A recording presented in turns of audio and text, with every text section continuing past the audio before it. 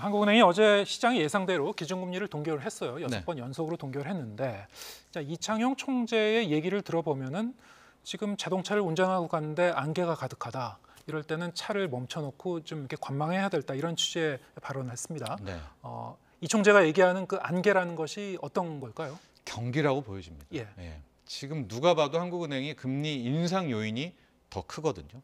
가령 물가도 다시 고개를 들기 시작했고요. 지금 유가 상황을 보면 더 오르면 올랐지 떨어질 것 같지는 않습니다. 예. 그리고 환율도 아주 최악은 아니지만 지금 1,350원대에서 떨어질 생각을 못 하고 있잖아요. 네. 그런 부분도 있고 지금 가계 대출, 가계 부채 우리가 지난주에 점검을 했지만 급증한 상태이기 때문에 예. 이런 것을 막기 위해서라도 좀 금리를 올려서 이거를 좀 해결을 한, 그러니까 기준금리 인상 쪽에 가닥이 있는데 네. 안개가 자욱하다는 것은 지금 우리나라 경기, 소비가 전혀 이 갈피를 잡지 못하고 있습니다. 지금 회복 기미가 보이지 않고 있고 예. 올해 우리나라 경제 성장률을 뭐 계속 하향 조정하는 뭐 이런 것들도 많이 보셨겠지만은 예. 그러니까 경기를 생각하면 여기서 금리를 높여서 시장 금리를 땡겨 올린다는 것이 상당히 부담이 되는 것이고요. 예. 또 하나가 가계부채가 아까는 금리 인상의 요인도 되지만 현재를 놓고 보니까 이게 또 금리를 올려버리면은 가계도 그렇고요. 그렇죠. 소상공인분들도 그렇고요. 예. 원리금, 이자 부담이 커지니까 이게 또 경기를 짓누르는 요인이 된단 말이죠. 그러니까 그런 어떤 골에 갇혀 있어서 지금 보면 이제 운전을 하는데 너무나 안개가 자욱하기 때문에 예. 조금만 더 보겠다. 이제 이런 이야기거든요. 그래서 한 번 더.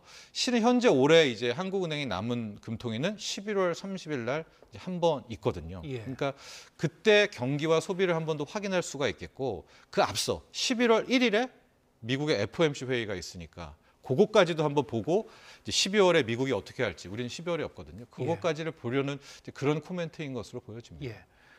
금통위원 다수도 이제 추가 금리 인상 가능성을 이제 열어두고 있는데, 네.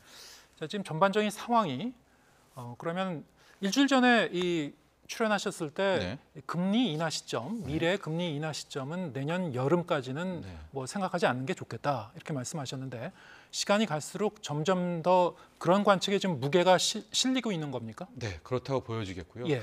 어쩌면 여름도 더 지나서 금리 인하가 가능할 수도 있겠다라는 그런 생각도 해보는데요. 예.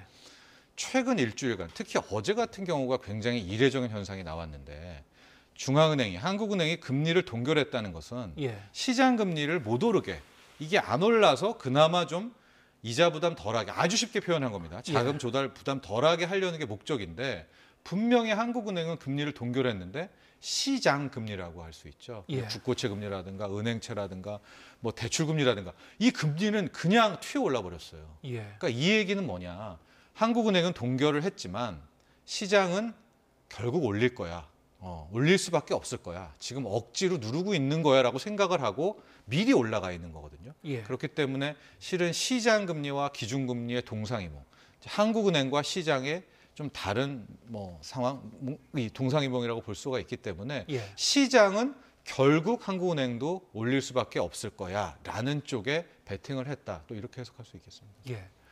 그러니까 시장 금리와 기준 금리가 지금 따로 놀고 있는 그런 상황, 그렇습니다. 바람직하지 못한 그런 현상인데, 네. 예. 또 다른 관점에서 보면은 시장 금리는 이미 상당히 좀 올라가고 있기 때문에 기준 금리를 굳이 올릴 필요가 있느냐, 뭐 이런 그 관점도 있었습니다. 네. 그거 역시 같은 맥락에서 별로 바람직하진 못한 거 아닙니까? 그렇죠. 결과론적으로는. 예, 왜냐하면 기준 금리의 이 존재감이 좀 약화되는 맞습니다. 거니까요. 예. 우리가 이제 한 나라의 정책이 두 개잖아요. 정부가 취하는 재정 정책이고 중앙은행이 취하는 통화 정책인데 이게 이제 메커니즘이 어떤 정책에 따라서 반응을 해야 경제를 이렇게 돌아가면서 만지면서 갈 텐데 예. 그 지금 말씀하신 거는 통화 정책이라는 존재 자체의 의미를 그냥 부인하는 셈이 되는 거 아니겠습니까? 예. 이건 뭐 끊임없이 한없이 나는 동결이야. 얘는 한없이 뭐 움직이든 몰라. 그러니까 결과론적으로는 그거는 뭐 올바른 방향이라고 볼 수는 없겠죠.